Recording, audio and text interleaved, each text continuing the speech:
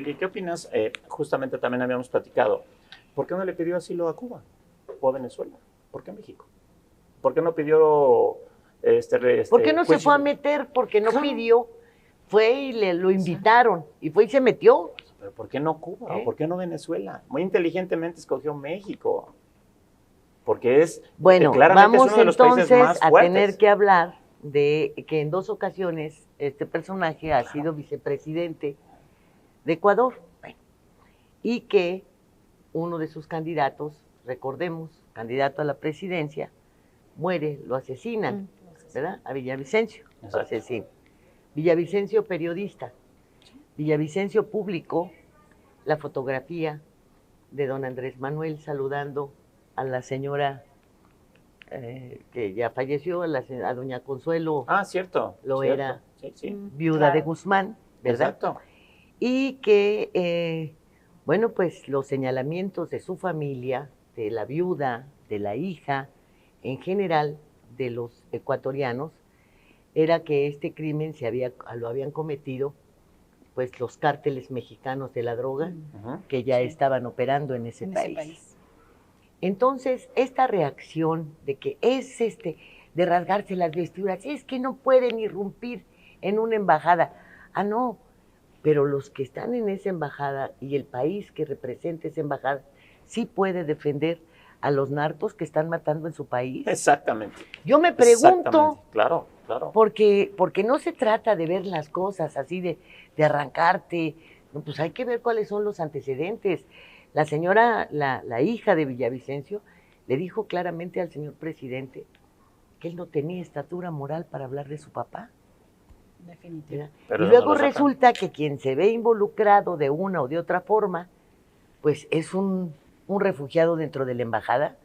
Óyeme, si esos calzones se tuvieran para meterse a luchar en contra de los cárteles que tenemos, ya lo ¿verdad? hubieran hecho.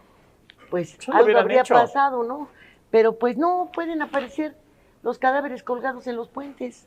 No pasa nada. Bueno, está claro. Podemos tener 138,000 muertos y no pasa nada. No, es que esos no son sus números. Acuérdese. No, esos no son sus números. Ellos tienen otros números. No, esos son los que da la chaparra esta. Pero él tiene otros números. ¿Cómo él tiene otros números y la vocera da otros números? No sabemos. Hay una confusión de información. Pero él dice que no. Él dice que no hay violencia. Aquí creo yo, salvo la opinión de ustedes que son los expertos, que estamos como, ¿qué fue primero? ¿La gallina o el huevo? Así es. ¿Verdad? Así es, ¿Qué fue definitivamente. primero? ¿Quién aventó la primera pedrada? Y sabes que además México ya va tarde, porque si quisiéramos hacer un pronunciamiento, no lo estamos haciendo a tiempo, ni se están tomando decisiones. Cuando estuvo de secretario de Relaciones Exteriores y pasó algo similar en el 2019, el licenciado Marcelo Ebrard sí presentó en otro tipo, en Perú, ¿no? Obviamente, no es cierto, fue en Bolivia, en La Paz, cuando empezaron a llegar gente de la policía alrededor de la embajada, una denuncia ante la ONU por hostigamiento por parte de este país. Y el día de hoy yo no veo una acción clara de México tampoco, ¿no? ¿Por qué será?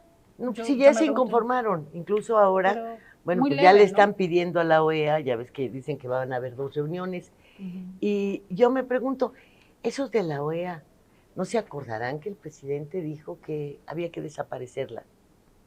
Que no como muchas otras. La Corte Interamericana de Derechos Humanos, ¿no? Sí, que no les gusta a los países porque precisamente sanciona y castiga. ¿Te acordarás cuando vino la Corte Interamericana hace algunos años? Y que obviamente tenían un caso de migración donde habían deportado injustificadamente a una persona y había que indemnizarla con bastante dinerito, y hay que recordar que el control de convencionalidad nos obliga a tomar en cuenta estas resoluciones de la Corte Interamericana como propias. Entonces estamos obligadas a respetar esto como una norma suprema, como si fuera la Constitución. Y a muchos países no les gusta este organismo y le han dejado de dar financiamiento para que no pueda sancionar a los países. Por ejemplo, el de los 43 va a tener que llegar tarde o temprano a la Corte Interamericana. Sí, pero Elsa Marco, a mí me da mucha vergüenza. Pero, y hay un tratado de Estambul, ¿verdad? El de la violencia, el de la tortura. Bueno, y me quieren decir cuándo han visto que se castigue en México cuando las víctimas han ganado. Yo solamente he visto una en donde quien ni siquiera estaba al frente de la entonces Procuraduría, aún no llegaba a la Fiscalía, estaba solicitando el perdón de las víctimas en un foro con una conferencia de prensa, sí, y ahí recuerdo. Paró todo. Esto fue en Cancún. Sí, sí, ¿no? Lo recuerdo.